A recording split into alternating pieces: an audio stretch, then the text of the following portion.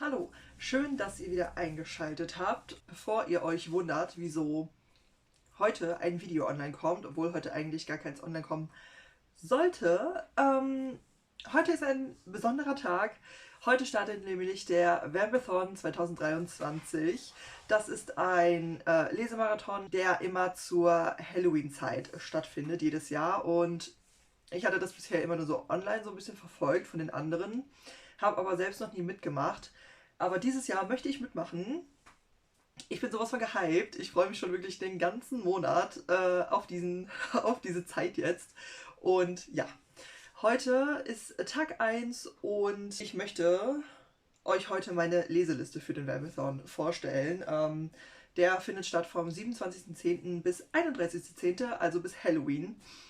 Es ist quasi ein langes Lesewochenende, kann man fast sagen. Mein Hauptproblem ist, ich bin eigentlich fast 90% dieser Zeit gefühlt an der Arbeit. Also ich werde nicht wirklich viel zum Lesen kommen, was super schade ist. Aber ich möchte trotzdem mitmachen und es hat mich jetzt auch nicht davon abgehalten, eine riesige Leseliste zu erstellen. Also ja. Der Vampathon wurde von Jodie kreiert. Ich glaube, Ed Vanilla Moon heißt sie hier auf YouTube. Ich verlinke aber ihren Account auch unten in der Infobox, falls ihr sie auschecken wollt oder falls ihr auch ihr Ankündigungsvideo gucken wollt. Und ich freue mich mega. Also ich bin schon so gespannt, ich bin so gehypt, wie gesagt, den ganzen Monat schon. Und sie hat vor kurzem auf Instagram und auch hier auf YouTube ihre, ja, quasi das Ankündigungsvideo für den Vampathon hochgeladen und dort hat sie dann auch die, ich sag mal, Challenges oder Aufgaben für dieses Jahr mitgepostet. Und man soll sich quasi, ja, ein Buch zu jeder Challenge aussuchen oder zu den Challenges, die man möchte. Und dann hat sie auch ein Bingo-Board kreiert. Ich versuche das alles irgendwie hier mal, denke ich, auf dieser Seite einzublenden, dass ihr das auch sehen könnt. Und da kann man halt eben auch versuchen, im Laufe des Lesemarathons ein Bingo zu erzielen quasi, was ich auch total witzig finde. Ich muss sagen, ich weiß noch nicht ganz genau, ob ich das anstreben werde oder nicht, weil ich habe mir jetzt eher nur Bücher ausgesucht, auf die ich super Lust habe und werde sie dann später quasi den Aufgaben zuordnen. Ich habe nicht mir die Aufgaben angeguckt und habe gesagt, okay, für diese Aufgabe möchte ich dieses Buch lesen, sondern ich habe mir einfach Bücher rausgezogen, auf die ich super Lust habe, die während diesem Lesemarathon zu lesen und habe dann, ja, und möchte dann jetzt später halt gucken, ob das auf irgendeine der Aufgaben passt oder nicht. Ich möchte halt einfach nur ein super tolles Lesewochenende haben und ich bin halt mega gespannt. Also ich habe extra viele Bücher zur Auswahl genommen, dass ich dann auch während dem Lesemarathon quasi ein bisschen so nach meiner Laune lesen kann, wenn das Sinn ergibt. Ja, aber jetzt viel zu viel schon geredet. Ich zeige euch jetzt endlich die Bücher, die ich mir so vorgenommen habe für dieses ewig lange Lesewochenende. Als erstes habe ich hier Die Saat. Das habe ich ja, meine ich, auch auf meiner 23 Bücher für 2023 Leseliste, mit der es grandios katastrophal läuft, wie jedes Jahr, aber just angeteasert. Ja, dieses Buch liegt so lange auf meinem Sub, ich kann es gar nicht in Worte fassen. Und ich versuche es jetzt wirklich schon seit mehreren Jahren durch Leselisten irgendwie zu schaffen, es zu lesen. Aber bisher ist es einfach noch nicht dazu gekommen. Ich lese einfach mal den Klappentext vor, weil so kann ich gar nicht zusammenfassen, um was es da geht, weil, wie gesagt, es liegt schon sehr lange auf meinem Sub. New York, John F. Kennedy Flughafen. Eine Maschine aus Europa landet und kommt unvermittelt zum Stehen. Alle Lichter gehen aus, der Funkkontakt bricht ab. Was ist geschehen? Ein Terroranschlag? Ein Seuchenausbruch? Oder etwas ganz und gar Unvorstellbares? Ja, also ich habe auch selbst keine Ahnung, in welche Richtung das dann gehen könnte, ob es halt wirklich irgendwie eine Seuche ist. Aber hier vorne steht halt auch schon drauf, das Buch zur TV-Serie The Strain. Und ich meine, das ging da irgendwie so um so eine Art Zombie-Grippe mäßig. Oh, das reflektiert so.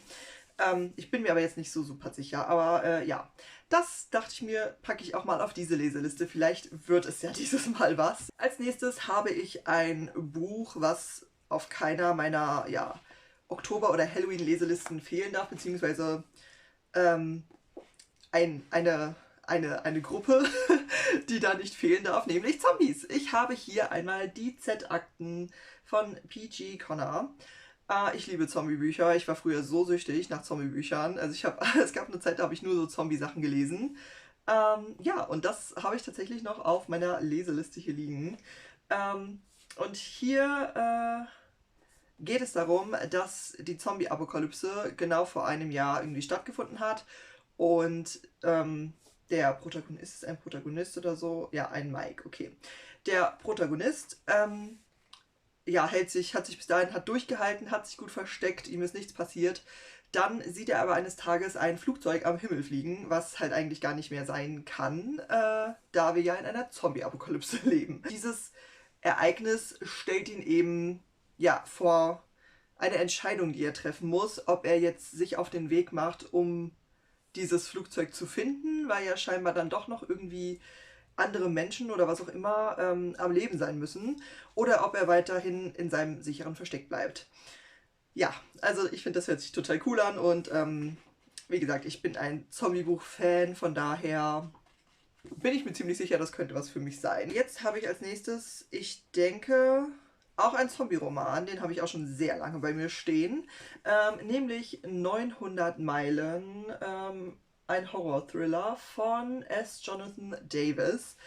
Ähm, den wollte ich früher auch schon immer lesen, das weiß ich noch. Hier steht nicht wirklich sehr viel hinten als Klappentext drauf, nur dass John ein Killer ist. Das war er aber nicht immer. Er war ein Geschäftsmann, aber halt vor der Apokalypse. Und als sich die Toten plötzlich erheben, ist er in New York gefangen und es beginnt ein grauenvoller 900 Meilen Wettlauf gegen die Zeit, als John versucht, zu seiner Frau zu gelangen. Ja, also das hört sich auch wieder mega cool an und ich liebe solche, ja, wie gesagt, diese Zombie-Bücher, ich liebe es einfach. Deswegen musste ich mir hier 2 Stück auf jeden Fall, eventuell 3, wegen dieser Art, ich bin mir nicht sicher, ja, auf meine Leseliste setzen. Als nächstes ein Buch, was ihr, falls ihr einen meiner Hauls in letzter Zeit gesehen habt, vermutlich schon kennt. Nämlich Horror Stir. Das wollte ich jetzt unbedingt um diese Zeit einfach lesen. Hier geht es um einen Möbelladen, der ja gewisse Ähnlichkeiten mit einer ziemlich bekannten einem ziemlich bekannten Möbelhaus hat, was man so kennt. Und hier geht es darum, dass jeden Morgen die Mitarbeiter, wenn sie zur Frühschicht kommen, oder wenn sie zu ihrer Schicht kommen, feststellen, dass irgendwas in der Nacht in diesem Laden passiert sein muss, weil teilweise die Regale verstellt sind oder umgebaut wurden in der Nacht und es sind halt einfach sehr komische Sachen, die dort passieren. Und dann beschließen sie sich, dass sie dem Ganzen auf den Grund gehen müssen und bilden dann quasi eine Nachtschicht, die dann in diesem Möbelhaus übernachtet und eben alles im Auge behält, um zu gucken, was da vor sich geht. Ja, also ich finde, das hört sich halt so total witzig an und ich habe halt auch hier keine Ahnung, in was es geht, also in welche Richtung es gehen könnte. Ich finde auf jeden Fall die Aufmachung halt total witzig, weil hier immer diese Möbel, ja, Beschreibungen quasi bei jedem Kapitel, gehe ich jetzt einfach mal von aus, am Anfang stehen. Und ja, also da bin ich halt total gespannt drauf, wie sich das dann, ja, lesen wird, weil ich kann mir irgendwie noch nichts wirklich hier drunter vorstellen. Aber ich freue mich schon sehr auf dieses Buch. Als nächstes habe ich hier auch ein Buch, was auch in einem der Hauls zu sehen sein müsste, nämlich Ex-Hex. Verliebt, verwünscht, verbündet. Von Aaron Sterling. Hier geht es um Rhys Penelope und der ist Vivian Jones' erste große Liebe. Aber dann verlässt er sie wegen einer anderen und sie verflucht ihn dann. Das Blöde ist dabei, dass sie gleichzeitig den kompletten Ort, in dem sie wohnt, mit verflucht. Das ist irgendwie aus Versehen passiert. Und dann kehrt Rhys 9 Jahre später zurück und dort entfaltet der Zauber oder der Fluch dann eben erst seine volle Wirkung und plötzlich ist die komplette Stadt in Gefahr. Und um diesen Fluch dann wieder zu brechen, müssen die beiden, ob sie jetzt wollen oder nicht, zusammenarbeiten. Und bald merken die beiden dann halt auch, dass natürlich der alte Funke von damals irgendwie vielleicht doch noch vorhanden sein könnte. Ja, also ich finde, das hört sich total witzig an. Ich bin sehr gespannt auf dieses Buch. Ich habe bisher eigentlich nur relativ gute Rezensionen darüber gelesen. Auch als nächstes ein Buch, was ich quasi ja schon gekauft hatte mit der Intention, es dann in einem Halloween-Lesemarathon mit irgendwie auf die Leseliste zu packen, weil es schreit einfach danach. Nämlich ist die Rede von My Best Friend's Exorcism von Grady Hendrix. Ich bin sehr gespannt auf dieses Buch. Ich habe noch kein einziges Buch mit einem Exorzismus gelesen in dieser Form, wie es hier beschrieben steht. Und zwar sind hier zwei Freundinnen, die gehen zusammen baden nachts irgendwie und in dem Wasser passiert aber irgendwas oder irgendwas ist dort, lauert dort. Oh, denn die eine der beiden Freundinnen kehrt verändert zurück. Also es sind irgendwie erst nur leise Veränderungen, aber ihre Freundin merkt sofort, dass da irgendwas nicht stimmt und sie geht der Sache dann auf den Grund und ja, stellt dann fest, dass ihre Freundin scheinbar seit dieser Nacht besessen ist und sie muss dann eben, ja, sie möchte dann, was auch immer es ist, möchte sie quasi austreiben. Ja, also ich bin mega gespannt. Ich finde, das Cover ist sowas von gelungen. Es sieht so cool aus. Ja, also ich liebe es voll und ganz und bin sehr gespannt auf dieses Buch, weil ich, wie gesagt, noch nichts in Richtung Exorzismus in dieser Form so gelesen habe. Ich bin sehr gespannt. Als nächstes habe ich auch wieder etwas in die Romance-Richtung, für den Fall, dass ich dann doch mal wieder in dieser Stimmung bin. Und zwar habe ich hier ein Buch, was in den letzten Wochen auch, ja, was ich häufiger mal online gesehen habe, nämlich Dead Romantics von Ashley Poston. Ja, ich bin sehr gespannt, wie bei jedem. Es tut mir leid, dieses Wort wiederhole ich heute, glaube ich, sehr häufig. Aber auch hier bin ich wieder sehr gespannt. Denn hier, das ist eine Geistergeschichte, wenn ich das richtig verstehe. Hier geht es um Florence und sie ist eine Ghostwriterin für die berühmte Romance-Autorin Anne Nichols. Und sie hat eine ziemlich schmerzhafte Trennung hinter sich und ist wirklich davon überzeugt, dass es im wahren Leben kein Happy End gibt. Dann trifft sie aber auf Ben, der ist ihr neuer Lektor, der diese Überzeugung auf die Probe stellt. Aber was das Schwierige daran eben ist, Ben ist, glaube ich, tot. Also ich bin so gespannt, in welche Richtung das geht und wie das funktionieren soll mit, ja, geistmäßig. Ich lese relativ gerne solche Geist-Romance-Geschichten. Ich finde das eigentlich immer relativ witzig. Ich bin sehr gespannt, ob das hier eher aufgrund der Trauerthematik und Trennungsthematik auf der ernsteren Seite ist oder ob das auch eher so, ja, in die witzige Richtung Rom-Com-mäßig geht. Ich bin sehr gespannt, freue mich schon sehr auf dieses Buch und ja, bin in freudiger Erwartung, was das betrifft. Dann habe ich ein Buch, wo ich nicht wirklich viel drüber weiß, aber auch schon sehr gespannt bin. Es geht nämlich um Our Wives Under the Sea von Julie Armfield.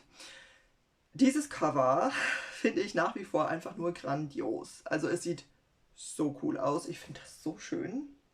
Wow. Und hier geht es um Lia und um Miri. Die beiden sind verheiratet und Lia ist auf einer Tiefseetauchmission, so wie ich das verstehe.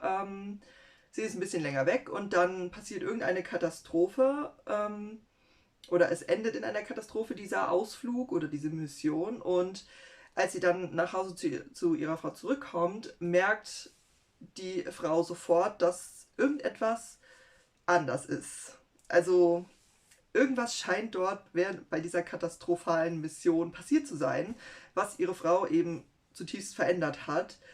Und scheinbar hat sie irgendwas von, ja, aus den Tiefen des Meeres mitgebracht. Also es wurde auch als Horror deklariert. Ich bin sehr gespannt, was es, weil da kann man ja auch, das könnte alles Mögliche sein. Also es ist, finde ich, auch sehr vage beschrieben. Das finde ich aber ganz cool, weil es hat wirklich so einen richtigen Mystery-Faktor und ich möchte wirklich sehr gerne herausfinden, was dort unten passiert. Ich bin super gespannt und wie gesagt, allein das Cover ist diesen Kauf schon wert gewesen, weil guckt es euch an, es ist so schön. Wir nähern uns so langsam dem Ende. Ich habe nur noch 3 Bücher hier. Und zwar ist das nächste auch noch eingeschweißt, immer noch. Das hatte ich in dem Haul, glaube ich, auch. Und zwar habe ich mich dazu entschlossen, auch einen Manga mit auf meine Leseliste zu packen. Einfach, weil das könnte, ja, neben den ganzen wirklichen Büchern, sag ich mal, den Lesefluss vielleicht so ein bisschen nochmal auflockern. habe ich mir so gedacht. Und zwar ein Horrormanga, der heißt Killing Morph. Das Cover ist schon sehr cool, finde ich. Die Leseempfehlung ist auch ab 18 Jahren. Ich bin gespannt, wie brutal es dann letztendlich dargestellt ist, weil ich habe es wie gesagt hier noch eingeschweißt. Ich weiß es selbst noch nicht. Und zwar ereignet sich hier auf einer belebten Einkaufsstraße am helllichten Tag ein albtraumhaftes Massaker. Ein an Grausamkeit und Abartigkeit nicht zu übertreffender Mölche. Dieses Wort schon wieder, das habe ich doch letztes Mal schon nicht hingekriegt. Oh mein Gott. Nicht zu übertreffender Meuchelmörder läuft amok. Rette sich, wer kann. Ja, also ich bin ziemlich gespannt. Hier steht halt auch Band 1 drauf, also scheint es auch eine Reihe zu sein. Ich bin jetzt auch nicht informiert, wie viele Bände es davon gibt. Ich bin auch gespannt, wie viel Story jetzt hier hintersteckt oder ob es wirklich einfach nur, ja, das Abschlachten ist. Und das vorletzte Buch auf meiner Leseliste ist auch mal ein bisschen was anderes, finde ich. Deswegen hatte ich irgendwie Lust, es mit drauf zu packen. Es ist auch noch eingeschweißt. Und zwar Geheimnisvolle Gebäude. Das ist eine Anthologie, in der dreht es sich eben um ja, Lost Places, um eben verlassene Orte, die seit ja, geraumer Zeit meist schon verlassen sind. Es kann sein, dass es Häuser sind, es können aber auch, denke ich mal, andere Gebäude noch sein. Und das ist sowieso ein Thema, was mich sehr interessiert. Und hier geht es dann eben ja, darum, ich denke in verschiedenen Kurzgeschichten, was dann mit den jeweiligen Orten passiert ist oder wie es eben dazu kam, dass sie verlassen wurden. Ja, und wieso halt manche Häuser sogar gemieden werden und was man sich so ja, in den verschiedenen Ortschaften über diese Gebäude so erzählt. Ja, also das finde ich eigentlich auch total interessant. Ich bin sehr gespannt. Und ich muss sagen, in letzter Zeit lese ich super gerne solche Anthologien einfach. Solche Kurzgeschichtensammlungen. Das ist aktuell irgendwie so richtig meins. Keine Ahnung, da bin ich aktuell richtig drin und deswegen wollte ich das unbedingt auch noch mit auf die Liste packen. Und jetzt kommen wir endlich zum letzten Buch, was auch auf keinen Fall auf dieser Liste fehlen darf. Und ich habe mir jetzt schon vorgenommen, dass ich das unbedingt an Halloween selbst, also am 31.10. lesen möchte. Nämlich Long Live the Pumpkin Queen von Shay Earnshaw. Und schwer zu erkennen ist das hier eine The Nightmare Before Christmas Geschichte. Und zwar geht es hier um Sally. Und zwar sind die beiden, ja, frisch verheiratet, Jack und Sally. Und das ist für Sally alles irgendwie noch so ein bisschen schwer zu verstehen. Und sie fängt dann irgendwann noch an zu zweifeln, ob das wirklich so das Richtige ist, was sie so getan hat. Ob das so die richtige Entscheidung für sie war. Und sie entdeckt dann durch Zufall den Ort oder eine geheime Tür, die nach Dreamtown führt. Und sie und Zero, also der Hund, sind dann ja quasi unterwegs und begeben sich auf eine Reise. Und dort soll sie dann eben oder lernt sie sich dann eben so kennen und lernt zu verstehen, was sie eigentlich möchte. Ich bin so gespannt auf dieses Buch. Ich liebe The Nightmare Before Christmas, deswegen muss ich das halt unbedingt hier mit auf die Leseliste setzen und ich freue mich schon so, wenn ich das dann wirklich an Halloween auch lesen werde. Ich freue mich mega. Das waren jetzt endlich alle Bücher, die ich mir für den Vampathon vorgenommen habe. Ich weiß, es sind eine Menge und ich werde auf keinen Fall alle schaffen. Das ist halt zeitlich einfach nicht möglich, aber ich möchte, wie gesagt, trotzdem gerne die Auswahl so haben. Ich bin super gespannt, welche ich dann letztendlich schaffen werde und wie sie mir gefallen werden. Und ja, genau, so viel erstmal. Und dann noch eine kleine Info am Rande. Am Sonntag diese Woche wird es dann kein neues Video geben, weil da der Vampathon eben auch voll am Laufen ist und ich möchte wirklich jede Zeit, die ich irgendwie habe, zum Lesen verwenden. Deswegen wird es am Sonntag, wie gesagt, kein Video geben, aber am 1.11. ist das ein Dienst? Nein, das ist ein Mittwoch. Ich meine am Mittwoch. Wird es dann ein neues Video geben, nämlich einen Vlog zum Vampathon. Ich ja, möchte eben die ganze Lesezeit, die ich irgendwie für den Vampathon aufbringe, möchte ich vloggen und ja, werde dann das Video dazu am 1.11., heißt einen Tag nach Ende des Vampathons, hochladen. Genau, das ist so mein Plan für diese Zeit, dass ihr schon mal Bescheid wisst. Und möchte auch sehr gerne wissen, ob ihr auch an irgendwas, ja, an irgendeinem Lesemarathon mäßigem teilnehmt für Halloween oder ja, was ihr generell an Halloween macht. Feiert ihr Halloween? Die ganze Palette bitte. Gerne unten in die Kommentare. Und ja, dann würde ich einfach sagen, vielen lieben Dank fürs Zuschauen und wir sehen uns dann beim nächsten Video wieder.